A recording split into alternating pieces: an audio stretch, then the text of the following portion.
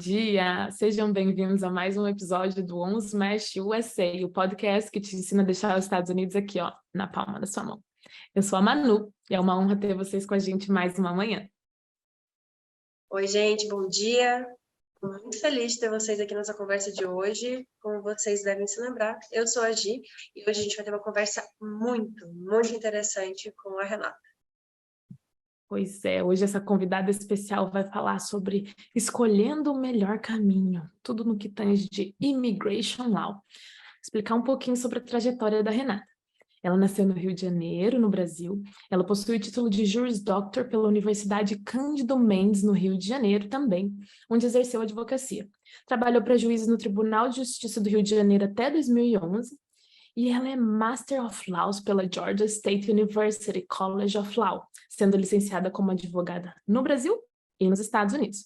Ela começou a trabalhar em Atlanta como paralegal em 2012 e hoje atua no seu próprio escritório de advocacia aqui nos Estados Unidos, dando todo esse suporte para a comunidade brasileira, hispana, americana, com a Alliance Immigration Law, ajudando essa comunidade de imigrantes a realizar os seus sonhos aqui nos Estados Unidos. Seja muito bem-vinda, Renata. Olá, gente, obrigada. Inicialmente, muito obrigada pelo convite. Me sinto muito honrada de poder estar aqui conversando com vocês, falando um pouquinho, né, sobre as oportunidades que tem para a comunidade brasileira, né, aqui nos Estados Unidos. E podem perguntar o que vocês acharem que for útil, né, para a comunidade. E fiquem à vontade aí de mandarem as perguntas, as dúvidas, né, vocês duas, para que a gente possa esclarecer, né, o máximo possível. Acho que a comunidade precisa de esclarecimento. Então, é um prazer estar aqui hoje. Que bom, Renata. A gente fica muito feliz mesmo. Você junto com a gente. Além de ser uma grande amiga nossa, né, próxima de forma pessoal, a Renata, ela tem um background um profissional incrível e eu acho que essa conversa vai ser maravilhosa, não somente no quesito de inspiração, mas no quesito de informação. Uma parte muito importante que nós aqui nesse podcast a gente quer reforçar é que essa conversa com a Renata tem um posicionamento muito específico. O que a gente quer trazer aqui é que as informações compartilhadas por ela, ainda toda a questão, né, de ter relação com o direito, com todas as questões de imigração, mas é importante ressaltar que as informações compartilhadas aqui não se configuram, de fato, como um aconselhamento jurídico. Então, a gente está trazendo aqui para que a gente tenha essa visão, mas isso não vai substituir de forma nenhuma uma consulta sua, que está escutando aqui com a gente, com um advogado de imigração, e também não vão criar nenhum tipo de relação cliente-advogado. Então, isso é bem importante a gente ressaltar. Para a gente começar, para a gente abrir esse episódio, nós temos aqui a oportunidade de conhecer a Renata também por um lado, ao lado de vida, né? A Renata tem toda uma história, saiu do Brasil, hoje atua profissionalmente nos Estados Unidos. Renata, conta pra gente um pouquinho mais a respeito da sua história, como foi para você, sendo uma mulher brasileira, empreendedora, desenvolver o seu próprio negócio nos Estados Unidos. Olha, não foi tão fácil, né, como pode parecer. Foi uma longa jornada, né, até onde eu estou aqui hoje, né, com o meu próprio escritório de advocacia.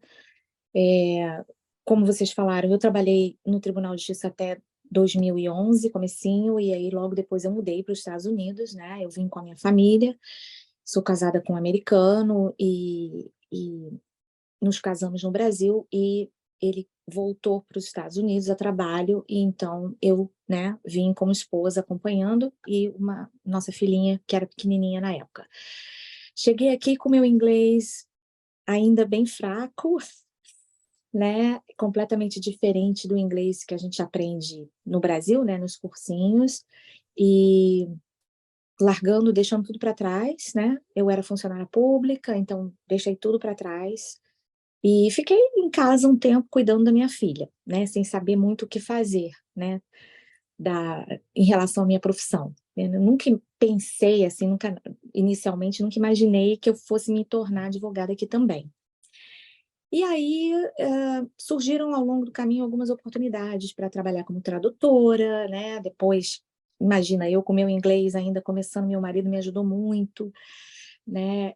Foi uma fase difícil, porque, né, eu tinha que me virar realmente nas traduções e tal. E depois disso, eu fui trabalhar já como tradutora, eu fui trabalhar num escritório de advocacia, de imigração, de adoção internacional, né, de uma advogada aqui em Atlanta, na Geórgia. E depois de um tempo, ela me ofereceu a posição de paralegal, né, que paralegal, para quem não sabe, no Brasil é como se fosse uma estagiária, né, é o equivalente a estagiário de direito no Brasil.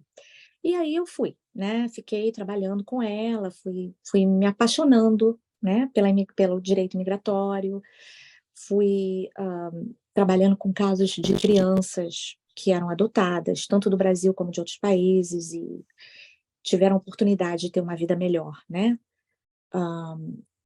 Então, dali eu fui me apaixonando, né, e em 2015, no estado da Geórgia, foi editada uma lei que dava direito aos advogados imigrantes, né, que tivessem um título de advogado no exterior, em outro país, que fizessem um mestrado aqui nos Estados Unidos e tivessem o direito de fazer a prova, o exame da ordem, né, o equivalente ao Brasil, o exame da ordem, que é o Bar Exam, que se chama, aqui nos Estados Unidos, e eu aproveitei essa oportunidade, fiz o meu mestrado e para poder fazer como se fosse uma validação do meu diploma, né? Poder fazer a prova para que eu pudesse ser licenciada, né, aqui também.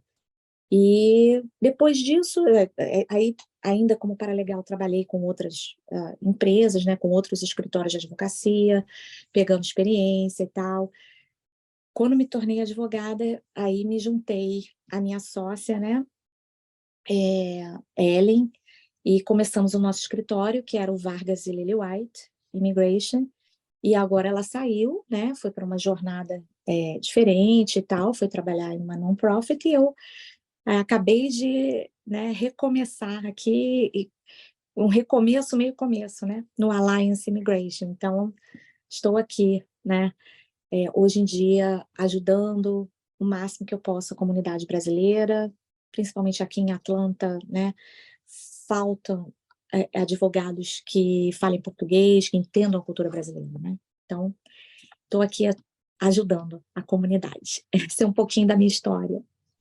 Que trajetória, né? Eu acho que quando a gente tem uma meta, um objetivo e vai tomando esses passinhos, né? Pegando, conhecendo, eu acho que toda essa sua experiência, né, de realmente trabalhar primeiro nos escritórios como paralegal e depois, pouco a pouco, depois fundar, né, o seu próprio escritório junto com uma sócia, são passos, né, num desenvolvimento e hoje, né, um recomeço dentro de todo um percurso, né, trazendo aí, eu acho que o fato de você ter atuado no Brasil como advogada e hoje atuar aqui nos Estados Unidos dá uma confiança muito maior para esse público imigrante brasileiro que consegue ser atendido e ter, além da facilidade do idioma, que a gente sabe que de alguma maneira, quando você vai falar de legislação, de lei, e ainda ter a questão de o idioma não ser muito bem compreendido, então a facilidade de poder conversar com você em português, a facilidade de ter a cultura, né, entendida. A cultura né? é fundamental. Então, eu acho que o que mais... Eu atendo muitas pessoas até que falam inglês bem, que estão aqui há muito tempo e tal, mas a questão cultural, quase todos os clientes falam, é tão diferente conversar com uma advogada brasileira, né, que cresceu no Brasil, que se formou no Brasil, que sabe, né, as diferenças culturais, sabe o que o brasileiro está buscando, né? Qual é a ideia do brasileiro. Então, eu acho isso importante, né? Eu procuro oferecer ter essa empatia também, né? Entender o lado do cliente, culturalmente falando, atendo hispanos também, as culturas são semelhantes, então, né, eu acho que o entrosamento é bom, né? É mais que a É, língua. exatamente, a cultura latina, né? Acho que isso nos une de certa maneira, né? Muito. É, então, Renata, eu acho que a gente queria puxar um gancho agora. Você sabe, né, que faz parte, né, do sonho do brasileiro, como uma meta, o brasileiro empresário, de chegar aqui e se tornar um cidadão americano. Então, no momento em que ele faz esse percurso de internacionalizar o seu negócio ou o seu serviço, também é vontade de ter uma cidadania, faz parte até no sentido de progressão de vida. Você poderia explicar um pouquinho para os nossos ouvintes quais seriam os possíveis caminhos legais para que esse sonho desse empresário, desse investidor que está chegando nos Estados Unidos, torne-se uma realidade e facilite a vida dele aqui dentro dos Estados Unidos? Sim, claro, eu vou falar sobre alguns vistos, lógico que hoje a gente não, né, não vai conseguir se aprofundar em muitos vistos, né, porque são inúmeros vistos de trabalho, de investidor. Eu anotei alguns vistos aqui que eu gostaria de tocar, assim, brevemente no assunto, mas, por exemplo, um visto que está sendo muito procurado agora, né, é o visto chamado E2, é o visto de investidor, tá? Esse é um visto que é limitado a pessoas que possuem cidadania, né, de um dos países que fazem parte de um tratado comercial com os Estados Unidos, tá? Ah, a novidade que tem em relação a isso, a esse visto de investidor já existe há muitos anos. Infelizmente, o Brasil não está na lista dos países, tá, que possuem esse tratado comercial com os Estados Unidos. Mas os brasileiros ainda assim podem se beneficiar desse visto se eles possuírem uma dupla cidadania, uma outra cidadania além da brasileira, uma cidadania de um desses países signatários do tratado. Então, por exemplo, Itália, França, né, Japão, né, eu já fui procurada por pessoas, principalmente da comunidade japonesa em São Paulo, né, que é muito grande, que possuem cidadania japonesa e que talvez tenham interesse de fazer um visto de investidor aqui nos Estados Unidos. A novidade, como eu ia falar antes, é que mais ou menos, acho que foi em dezembro, se não me engano, finalzinho de novembro, dezembro de 2022, mais um país foi adicionado nessa lista, que foi Portugal, né? Isso abriu muito as chances para brasileiros, porque milhares de brasileiros possuem dupla cidadania, né? Brasileira e portuguesa, e estão morando em Portugal. Muitos brasileiros foram para Portugal, né, nos últimos anos, e têm vontade de vir para os Estados Unidos, né, mas como investidor brasileiro é um pouco mais difícil. Então, eles aproveitam a dupla cidadania para poder fazer esse visto de investidor. O que acontece com esse visto de investidor? Ele precisa de um investimento, tá? Substancial, que a imigração fala. Não existe um valor fixo, tá, para ser investido, mas a imigração aconselha, eles sugerem um valor mínimo de $100.000, tá, para ser investido aqui num novo negócio nos Estados Unidos, ou pode ser um negócio já existente, ok? Pelo menos 50% do negócio tem que ser de propriedade, né, do possuidor dessa cidadania de um dos países signatários. Então, vamos dizer, um brasileiro que possua dupla cidadania, brasileira e portuguesa, quer vir estabelecer um negócio aqui nos Estados Unidos. Ele tem um sócio que é cidadão americano, ok? Tudo bem com isso, não tem problema nenhum, desde que pelo menos 50%, tá, da empresa seja, né, do brasileiro com a cidadania portuguesa. Não pode ser 60% do americano e 40% do cidadão português, tá? Existem alguns outros requerimentos também. Você tem que gerar empregos, né? Você tem que mostrar, né, como é um visto que é analisado pelo oficial consular fora dos Estados Unidos, né, no consulado dos Estados Unidos no Brasil, vamos dizer assim, ou no país onde a pessoa estiver aplicando, você tem que provar ao oficial consular que você tem esse valor para investir, né? Que não é um valor rígido. Eu já vi casos serem aprovados com $80.000, $70.000, depende do tipo de negócio, né? E você tem que provar que você vai gerar emprego. Isso é muito importante, né? O fomento econômico é uma coisa que agrada muito aos oficiais consulares, porque eles vão ver que você está vindo para os Estados Unidos para investir, para gerar emprego, para trazer dinheiro, né? Então, isso é uma das coisas que a gente sempre fala, né? Tem que mostrar que você realmente quer abrir um negócio, que é um negócio sério, que você está querendo investir, tem que ter um plano de negócios, né? E tem que mostrar que quer gerar empregos, né? Esse é um dos vistos, né? O visto de investidor. Tem também um visto de investidor que é mais, como a gente fala, high profile, né? Para que são investidores de um nível maior, né? Um poder aquisitivo mais alto, que é o EB5. O EB5 é um green card, né? O E2, como eu tinha falado antes, ele não é um green card ainda, ele é um visto temporário de trabalho, mas que no futuro, ele pode ser renovado a cada 2 anos, mas que no futuro, né, se a sua empresa estiver indo muito bem, você pode transformar, né, isso num green card, né? Existem caminhos para se transformar num green card.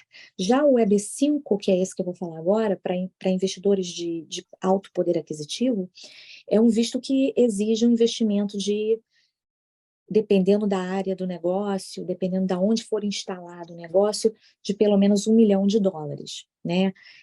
Também precisa de um plano de negócios, você precisa ser bem assessorado, né? Por um financial planner, né?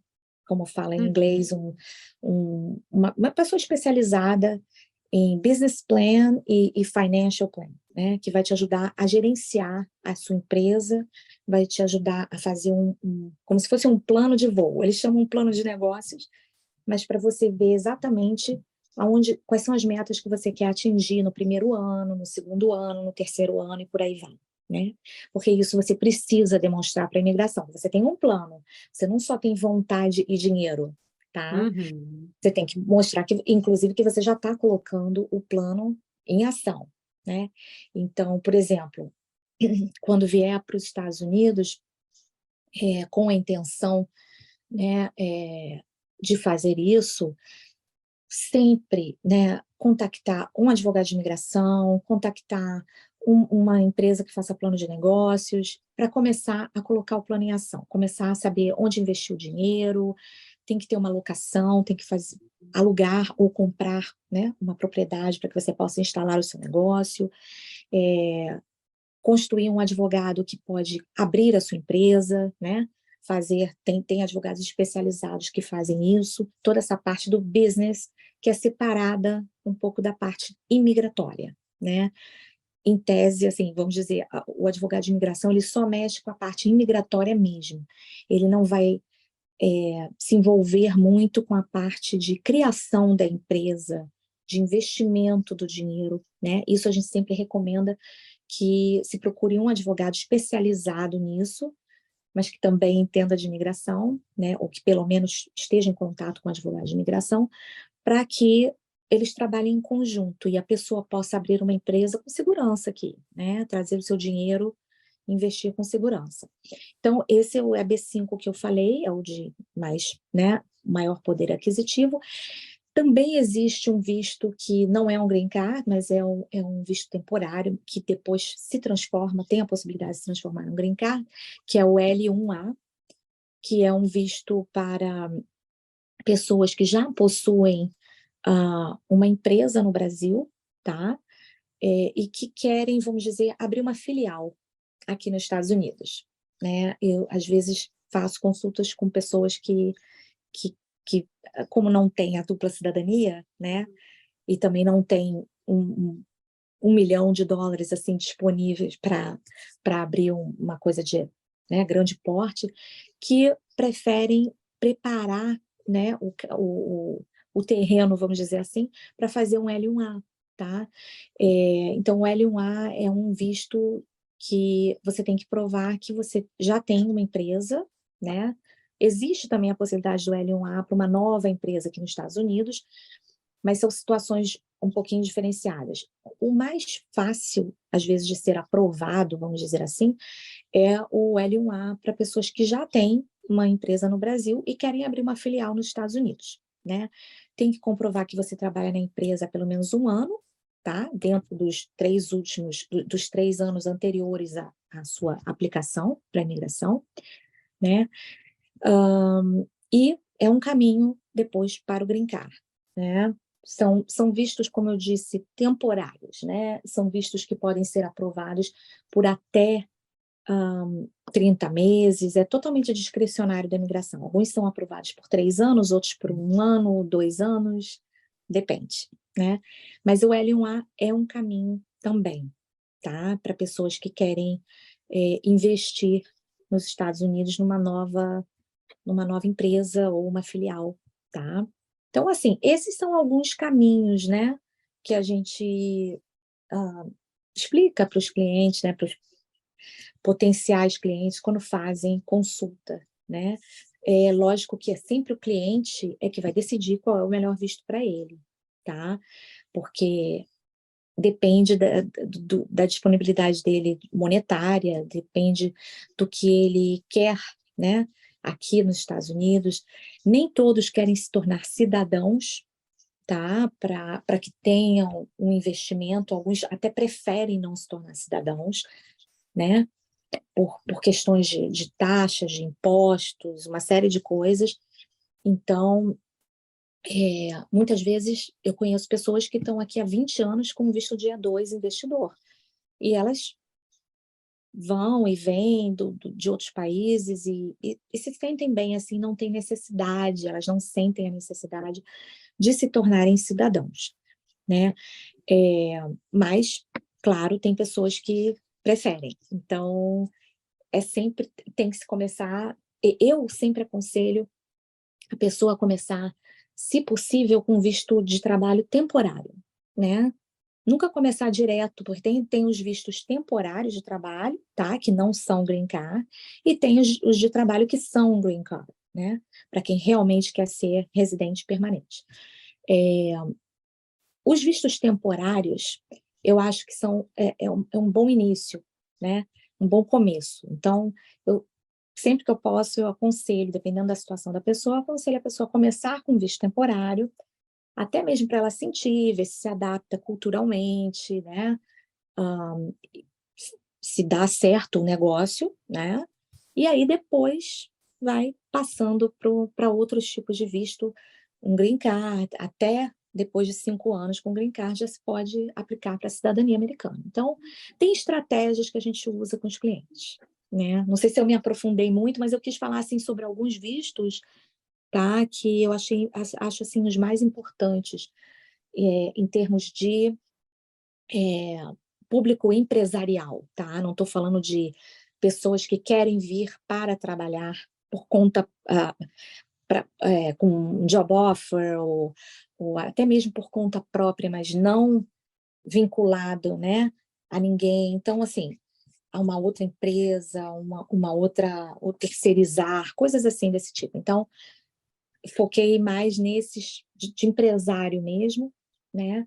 Mas existem outros que são para pessoas que querem vir trabalhar em empresas e tal, né? Querem vir como empregados. É uma infinidade, né, Renata? Uma infinidade. A gente poderia ficar aqui o dia inteiro falando sobre todos os tipos de visto, mas é assim, é E muita acho que coisa. mais importante do que isso, além das possibilidades, a gente ter informação a respeito das possibilidades.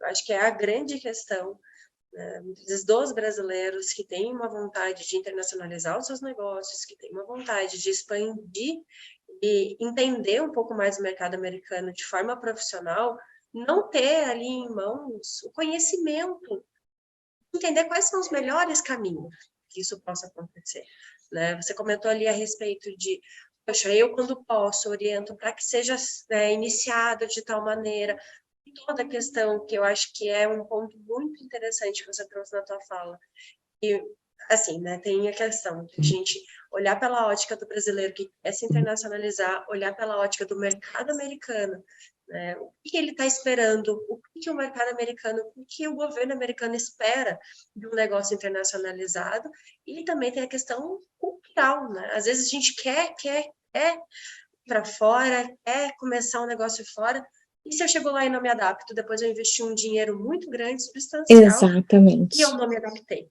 né? Então, tudo feito com processo e com informação torna a dinâmica muito mais, além de simples, mas muito mais facilitada mesmo para aquela pessoa que está buscando mudar a vida, buscar o investimento fora, né? E, Renata, eu queria também abrir um pouquinho mais a respeito de toda essa relação, né? Família, esposa, filhos, pai, mãe, do empresário que ele é brasileiro e começou toda essa trajetória profissional nos Estados Unidos, como que ele pode tramitar esse processo da documentação americana, considerando sua família, todo esse processo. Então, sim, essa é uma preocupação muito frequente, né? Claro, famílias, né, mudando para cá com os negócios e tal, muda, né? É uma mudança muito grande, né? Vem filho, vem esposa, vem todo mundo. Com relação à esposa, né? As esposas, a maioria dos vistos de trabalho, tá? Sejam temporários, sejam de green card, né? De residente permanente, a maioria permite que as esposas trabalhem, tá? Então, a maioria desses vistos, com pequenas exceções, por exemplo, tem o visto religioso, um visto temporário religioso, não o green card religioso, mas o visto temporário religioso para pessoas, né, que querem, são pastores, ministros de igreja que vêm trabalhar aqui, as esposas não são autorizadas a trabalhar, o que é uma pena, tá? Porque, né, elas, nem as esposas e nem os filhos, infelizmente. Então, essa é uma das exceções, mas a maioria dos outros desses que eu falei, o visto de investidor E2, o visto EB5, né, para alto poder aquisitivo, né, investidor de $1 milhão, o L1A, todos esses permitem que a esposa e os filhos trabalhem, desde que os filhos tenham menos de 21 anos, tá? Nós temos aí um probleminha na lei imigratória, com relação a que já tem até mudanças aí sendo propostas, mas nenhuma ainda foi aprovada, né, pelo Congresso americano, no sentido de permitir que filhos maiores de 21 anos, né, possam continuar renovando os seus vistos aqui nos Estados Unidos, porque alguns vistos de trabalho, o que acontece? O pai, né, ou a mãe vem com o visto, aí vem os filhos, né, todos, e quando os filhos atingem 21 anos, quer dizer, os pais vão renovando os vistos, tá, ao longo dos anos. Vamos dizer, a criança veio com 10 anos de idade, né? Os pais foram renovando e tal, não sei o quê, papapá, a criança vai renovando junto. Só que quando chega, né, uma idade, né, de 21 anos, dependendo do visto, você não pode, o filho não pode renovar mais, né? Então, ele fica ali preso, ele fica sem status. Alguns vistos têm isso, né? Lógico que se ele fizer o green card dele antes, se ele tiver a oportunidade de fazer o green card dele antes, melhor, claro, né? Não corre esse risco. Mas alguns, eles muitas vezes têm que sair do país, porque eles não podem ficar aqui sem um status e eles não conseguem renovar mais o visto, né, vamos dizer, L2, né, para filho, porque já passaram de 21 anos. Então, em geral, para esposas e filhos, tá, a maioria dos vistos permite que se trabalhe até os 21 anos, tá? Passou de 21 anos, não. Mãe e pai, não. Infelizmente, mãe e pai de um investidor, de um empresário que vem para cá, não podem se beneficiar do mesmo tipo de visto, tá? A não ser, vamos dizer, que a mãe ou o pai venha trabalhando na empresa, venha como funcionário da empresa depois, né? Isso até pode ser tentado em alguns tipos de visto, tem gente que faz isso, é uma opção. mas, em geral, não é permitido que mãe e pai venham e se beneficiem como derivativos, tá? Que a gente chama derivatives, né? Do visto. Só esposa e filhos mesmo. Qual é o caminho para mãe e pai, né? Que muitas vezes a gente aconselha. Mãe e pai ficam no Brasil, tá? Esperando, ou no país, né? Que for. E quando a pessoa obtiver, né, a pessoa que teve o visto de investidor, visto de trabalho, enfim, quando aquela pessoa, depois do green card, depois de passar 5 anos, obtiver a sua cidadania, pode aplicar para o pai e para a mãe. Então, esse pai e essa mãe, eles vão imigrar através de um visto familiar, não de um visto de trabalho. Eles não podem se beneficiar do visto de trabalho, tá? Uhum. Então, isso é importante esclarecer, tá? Legal, Renata. Eu acho que esse episódio está sendo maravilhoso. Eu gostei muito do overview que você fez em relação aos caminhos profissionais mesmo para esse empresário. E a gente sabe que somos seres humanos integrais, então envolve a empresa, mas envolve a família, envolve uma mudança muito grande, né, de começar uma nova trajetória, numa nova cultura. Então, realmente essa questão de imigração é um ponto fundamental para qualquer empresário, no sentido de fazer um planejamento mesmo de qual que é o melhor caminho para você e para sua família, e ter um profissional, assim como a Renata, que traz um panorama amplo, que mostra maneiras das quais você pode fazer isso de uma maneira segura, tranquila, que você não vai se prejudicar lá na frente. Então é muito, muito interessante mesmo ter esse apoio, né, quando você vai tomar essa decisão de estar internacionalizando o seu negócio, porque envolve todo um círculo familiar, envolve a maneira como a sua empresa vai se desenvolver aqui dentro dos Estados Unidos. Então, importantíssimo uma consultoria nesse sentido e entender, olha, de repente você, né, que está escutando a gente hoje, teve algum nuance, um insight, pensou, olha, eu acho que esse visto é mais legal para mim, eu acho que gostei desse caminho. A Renata está à disposição para poder tirar mais dúvidas. A gente vai deixar certinho o contato dela aqui embaixo, a maneira como você contatar ela, para entender melhor qual caminho que envolve, né? Qual o caminho seria melhor para você e para sua família. Agora, Renata, eu queria que você tirasse aí da sua caixinha de histórias, que a gente sabe que é uma luta, né? Para muitas pessoas, assim, é um caminho em busca de um sonho, de realmente se realizar em outro lugar, né? Se realizar em uma nova cultura. Então, você pode contar para nós um caso inspirador, alguns dos seus clientes ou famílias que você participou desse processo e você conseguiu ver a evolução desse cliente, dessa família? Você pode compartilhar com a gente um caso, assim, que te inspirou, para inspirar os nossos ouvintes aí também? Sim, eu tenho, assim, né, alguns casos, os casos mais inspiradores, né, normalmente, não é que não sejam da área dos vistos de trabalho, alguns são, né, mas os vistos de trabalho, eles envolvem, assim, um pouquinho menos da parte, vamos dizer assim, dramática, né, da mudança, né, porque normalmente quem procura um visto de trabalho, um visto de investidor e tal, de negócio, né, são pessoas, assim, muito business oriented, que fala, né, são pessoas, assim, muito pragmáticas em relação aos negócios, elas querem, né, não tem muito drama, não tem muita, vamos dizer assim, não é a parte emocional, tá, da lei, do direito imigratório, né? Claro que é legal ver famílias vindo e começando um sonho aqui, abrindo uma startup, ou, né, conseguindo fazer, realizar um sonho aqui. Isso é muito gratificante. Mas aquela parte onde a gente tem mais, talvez, assim, histórias, né, é a parte humanitária. São pessoas que vêm para cá em situação que depois acabam abrindo seus próprios negócios, né, mas elas vêm numa situação mais precária, elas vêm fugindo de alguma situação econômica no país delas, de origem, alguma coisa assim, e aí aqui elas descobrem, né, que os Estados Unidos é um país onde você pode começar, né, quase do zero, né.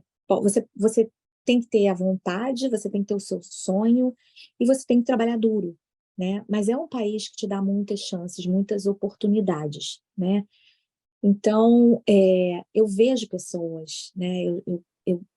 No dia a dia, eu vejo pessoas que chegaram com uma mão na frente e outra atrás, vamos dizer assim, e hoje em dia têm o seu próprio negócio, entendeu? Conseguiram um visto de trabalho, né? Começaram como estudantes, né? Ou eu ajudei a fazer o visto de estudante, e hoje em dia já estão abrindo o seu próprio negócio, sabe? Já estão assim, ai, doutora, tô fazendo isso, tô fazendo aquilo, tô cheio de ideias, né? Então, isso é gratificante, né? A gente vê essas pessoas realmente com sonhos e concretizando os sonhos, né? Porque não cai do céu, né? A gente tem que correr atrás, a gente tem que batalhar, tem que estudar, tem que investir, tem que ter paciência, né? Mas eu vejo, assim, os casos de pessoas que chegam nessas condições e conseguem vencer, né?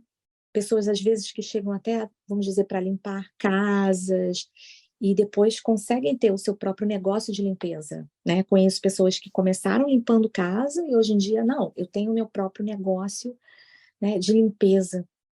Então, e já se beneficiaram, né, com vistos e tal. Então, eu acho isso importante, né, frisar que Estados Unidos ainda é uma terra de grandes oportunidades para quem sabe aproveitar, para quem sabe, né, para quem quer, né.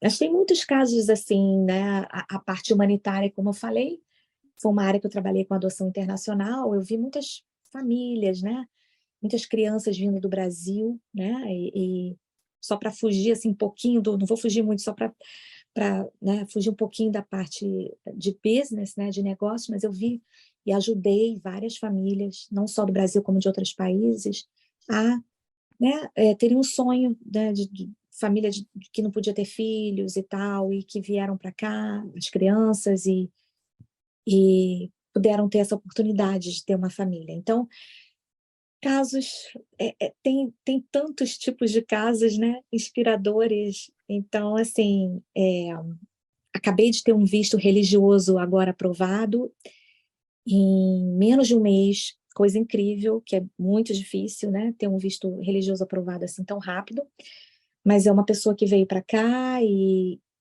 queria muito, né, gosta muito, tem uma vocação religiosa muito forte, me procurou e eu ajudei, né, essa pessoa a fazer, e essa pessoa primeiro queria o green card, né, ele veio já direcionado, eu quero green card, eu quero green card, e eu falei, não vamos começar com green card, tá, vamos começar com o visto temporário R1, tá, para religioso, e aí depois você vai aos pouquinhos, né?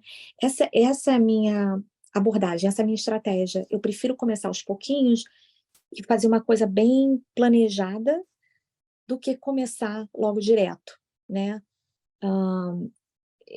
Depois, se vocês, né, forem perguntar alguma coisa do tipo que conselho eu daria para os brasileiros, eu me aprofundo um pouquinho nisso, porque, né, tem alguma coisa para falar nesse sentido.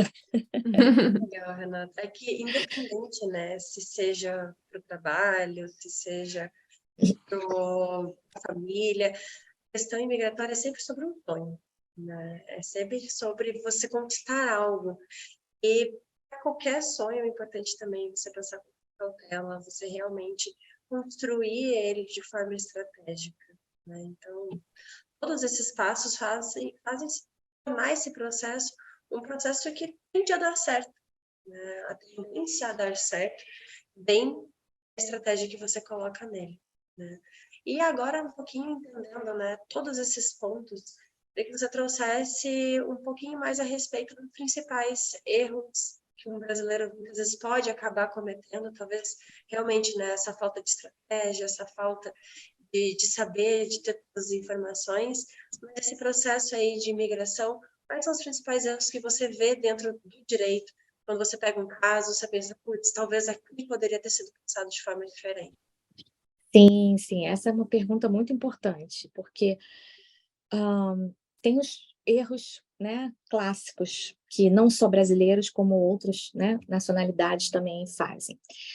O primeiro erro é não procurar uma pessoa especializada para ajudar, né? Tentar fazer por ele mesmo, né? Isso poderia até dar certo, muitas vezes dá certo em relação à cidadania, naturalização, né? Ou outras coisas um pouco mais simples, mas para vistos de negócio ou de trabalho, eu não aconselho. Sei de casos de pessoas que fazem, que dá certo e tal, mas é muito A exceção da regra, né? investimento. Exato, é muito investimento, sabe? É muito trabalho para ser jogado fora assim, né? Então, é claro que é sempre importante assim ressaltar que o trabalho do advogado é um trabalho que não garante o resultado, tá, que a pessoa está procurando, né? Nenhum advogado de imigração pode garantir o resultado do que né, que a pessoa está procurando. Então, a pessoa vem ao meu escritório, por exemplo, eu quero um green card baseado, vamos dizer, no EB5, investidor de alto poder aquisitivo. Eu não posso garantir, eu tenho 1 milhão para investir, né, preencho todos os requisitos, eu acho que eu preencho todos os requisitos, eu vou ganhar. Eu não posso dizer para a pessoa assim, você vai ganhar porque você realmente, pelo que eu estou vendo, você preenche todos os requisitos. Porque eu já vi pessoas preencherem todos os requisitos, né, e não ganharem. Então, tem que ter muito cuidado com o tipo de aconselhamento que vai ter, né? Tem muito, como eles chamam aqui nos Estados Unidos, notário, tá? Que são paralegais, são estagiários que não são licenciados, tá? Com a OAB, não fizeram curso de direito, não estudaram imigração, e não têm a capacidade, vamos dizer assim, né? Podem até ser pessoas com muita experiência, mas eles não têm o poder de dar um aconselhamento estratégico, né? E não podem ser responsabilizados também caso algo ocorra, né?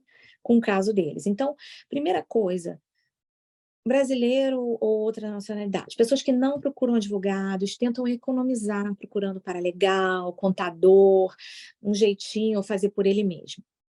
Com visto de trabalho, principalmente, isso não dá certo, tá? Eu não aconselho. Segundo erro, as pessoas não se planejam financeiramente, tá? Elas querem que ou o advogado ou o paralegal, ou elas mesmas, façam um milagre, né? E que a imigração aprove do jeito que for, né? Mas eu me comprometo a juntar mais dinheiro depois. Não é assim que funciona, tá? A pessoa tem que se programar financeiramente. Com custos de imigração, com custos de advogado, com os custos para investimento. Então, é importante o planejamento financeiro, né? Fundamental. E o planejamento do negócio. Então, contratar uma empresa, uma pessoa especializada em planejamento financeiro e planejamento de negócios é uma coisa assim que eu não abro mão quando eu faço um visto de trabalho. Tem que ter. Eu não vou fazer um visto de trabalho sem o plano de negócios, sem o plano financeiro, tá? Porque é o guia, né, que vai nortear o visto, vai nortear a empresa, vai nortear todo mundo. Então, é importante. O terceiro erro é o resultado imediato. As pessoas, e aí isso tem a ver também com a parte de economizar, né? A pessoa acha que vai gastar muito dinheiro se ela for primeiro para um visto temporário e depois, daqui a 2, 3 anos, partir para um green card. Por que não vamos logo para um green card? Tenho pessoas perguntando, né? Algumas vezes é aconselhável, ok, dependendo do caso da pessoa, vamos direto para um green card. Mas, sinceramente, na maioria dos casos, a pessoa não qualifica direto, assim, de cara para um green card. Principalmente uma pessoa que nunca trabalhou aqui, uma pessoa que nunca veio aos Estados Unidos, ou só veio como turista, né? Não é aconselhável, porque o risco de reprovação, né, de não aprovação da aplicação é alto, e a pessoa gastou dinheiro com advogado, gastou dinheiro com custas e tal. Então, assim, aquela estratégia que eu falei, começa devagar e depois, né, vai dar um passinho maior. Nada de querer dar o passo maior.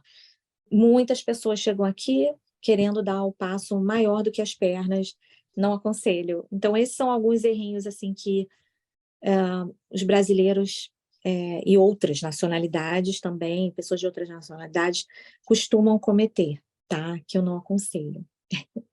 Perfeito, Renata. Eu acho que a gente pode aprender com o erro dos outros, né? Eu acho que ter esse panorama, entendeu? Poxa, eu vou me atentar aqui, porque quando a gente fala em negócios, não tem como você fugir do seu business plan, não tem como você fugir do seu planejamento financeiro. Isso tudo faz sentido quando você fala em expandir o seu negócio para um novo território, você precisa ter esse pré. Você precisa entender o seu mercado, você precisa entender a maneira como você vai desenvolver o seu negócio a longo prazo, em 1 ano, em 2 anos, em 3 anos, em 5 anos, e até, vamos lá, um pouquinho mais longe, 10 anos. Quais são seus planos? Quais são suas metas? Quais são os steps que você vai escolher nesse caminho, fazer esse roadmap? Faz sentido no business em geral. Então, assim, não tem como você fugir disso quando você pensa em internacionalizar o seu negócio, o seu serviço. Porque se você passar por cima disso e pensar, não. Aquele jeitinho, a gente fala jeitinho brasileiro, mas não é só jeitinho brasileiro, eu vou pular essa parte aqui, porque eu já estou pronto, meu negócio é sensacional no Brasil, eu tenho 40 anos de história no Brasil, eu tenho dinheiro para investir. Estados Unidos, o que é Estados Unidos? Eu vou pular isso aí, eu vou de uma vez, faço de qualquer jeito, e aí o que acontece? Chega aqui, o mercado é diferente, o consumidor é diferente, o seu produto muitas vezes não vai ter aquela recepção imediata que você imaginava que teria. As suas vendas não vão saltar do dia para a noite. A sua comunicação, que era maravilhosa no Brasil, chega aqui, o americano não te entende, você não vai vender para brasileiro aqui, você está nos Estados Unidos da América. Você vai ter um novo mercado. Então, tudo isso envolve o planejamento financeiro, de entender, e aí eu pego esse ponto no sentido de, até mesmo dentro da questão do seu status, da questão de como você vai estar legalizado aqui, você precisa envolver isso dentro do seu planejamento financeiro como empresa, como negócio. Então, é muito interessante escutar, né, da sua parte, Renata, aí, tanto os caminhos possíveis, quanto alguns errinhos que dá para a gente prevenir com ações pequenas, e pensar assim, né? É muito mais fácil eu entender, mesmo que eu tenha o dinheiro para investir, eu tenho a experiência, mas assim, eu preciso ter aquela humildade. Eu preciso entender que eu estou aprendendo, que no Brasil eu posso ser o rei do Brasil, mas nos Estados Unidos eu estou começando. É um idioma novo, é uma cultura nova, são leis totalmente diferentes no que tange a imigração, no que tange a negócios, cada estado é específico, então é muito legal, é sensacional começar e ter a sua filial nos Estados Unidos ou investir num negócio, você tem muitas chances, é muito possível, tem muitas oportunidades, mas se prepare no que tange a imigração, no que tange a negócios, no que tange a comunicação, esteja pronto para que não chegue aqui e vai perder seu tempo, seu dinheiro, se frustrar, né? Então, assim, eu achei muito bacana a nossa conversa de hoje, Renata. Eu acho que foi sensacional, gostei muito de escutar aí os caminhos imigratórios no que tange aos investidores, aos empresários que estão nesse processo e muitas vezes vão ter uma ideia agora, nesse momento, vão falando, olha, de repente eu já estava planejando expandir nesse segundo semestre, eu acho que esse visto se enquadra, então, obrigada mesmo, Renata, por todas as informações. Imagina. Não, a conversa foi ótima, acho que foi muito produtivo, né? Todo o nosso papo. Espero que muitas pessoas, né, se beneficiem, né, das informações que a gente trocou aqui, né? Estou à disposição para qualquer dúvida, né, que possa aparecer, estou à disposição. Perfeito, Renata. E para fechar, assim, você deixou ali uma possibilidade da gente perguntar se você fosse dar algum conselho para quem está analisando esse processo, que está querendo começar, na verdade, esse processo. Qual é o conselho que você deixaria aqui para a gente fechar o episódio? Olha, o conselho que eu daria para uma pessoa que está iniciando a carreira ou começando a desenvolver o negócio aqui nos Estados Unidos, vai de novo, para aquela parte do plano de negócios, siga o seu plano de negócios, né? Não dê um passo maior que a perna, vá com calma, sabe? Tenha paciência, Sem porque... imediatismo, né? Exato, porque eu falo como, por experiência própria, como dona do meu próprio negócio, né? Não é fácil, o começo não é fácil, né? A gente procura cliente, a gente anuncia, a gente, né, tenta várias formas de atrair clientela, não é fácil, tem que ter paciência. Não queira dar o passo maior que a perna, não queira levar vantagem, sabe? Não tem muito jeitinho brasileiro, né? Como as pessoas falam. Tenta seguir, claro, a sua intuição, o seu instinto, mas siga também o seu plano de negócio, o seu plano financeiro, sabe? Não coloque a sua casa, sua família em risco, por conta do seu negócio, né? E tenha paciência, como eu falei, paciência para ver o seu negócio prosperar, trabalhe duro, né? O dono do próprio negócio não tem horário, né? Eu muitas vezes estou aqui trabalhando 8, 10 da noite, final de semana. Então, se você quer vir para os Estados Unidos para ser dono do seu próprio negócio, você tem que saber que aqui se trabalha muito, né? Para poder alcançar um lugar ao sol, você tem que trabalhar duro, né? Não é fácil. Então, o meu conselho, na verdade, é um combo aí de várias coisas, né? De vários conselhos. Trabalhar duro, né? Não pode ter medo, assim, que te paralise. Claro que o medo, um pouquinho de medo faz parte, né? A adrenalina te dá aquele combustível para você seguir em frente, ter coragem e tal. Não, aquele desafio é um challenge, né? Eu vou lá, eu vou conseguir, tá? Um pouquinho de medo até é bom, mas não deixe o medo te paralisar, se planeje, faça as coisas programadas, pensadas o máximo possível, né? Lógico que a gente não tem controle total sobre o futuro, mas a gente pode controlar um pouco, né? A gente pode planejar, pelo menos, as coisas para que tenha o menor risco de erro possível.